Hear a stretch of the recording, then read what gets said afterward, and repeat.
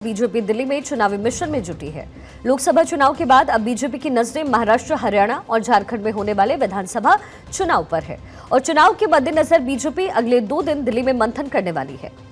लोकसभा चुनाव में रहे औसत प्रदर्शन के बाद अब बीजेपी आने वाले विधानसभा चुनाव में किसी भी तरह का कोई रिस्क लेना नहीं चाहती और इसी के मद्देनजर बीजेपी ने आज संगठन मंत्रियों की बड़ी बैठक बुलाई। बीजेपी हेडक्वार्टर्स में हो रही इस बैठक में आने वाले विधानसभा चुनाव पर चर्चा होने वाली है, तो साथ ही माना यह भी जा रहा है कि बैठक में अगले अध्यक्ष को लेकर के चुनावी प्रक्रिया होगी और उस पर भी चर्चा होगी।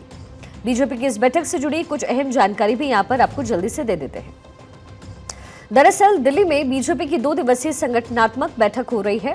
आज से शुरू हुई इस बैठक में 3 राज्यों को लेकर के चुनावी प्लानिंग बनेगी, जहां विधानसभा चुनाव होने वाले हैं, जैसे कि हरियाणा, झारखंड और महाराष्ट्र में इस साल के आखिर तक चुनाव होने वाले हैं और इसको लेकर के रणनीति बनेगी।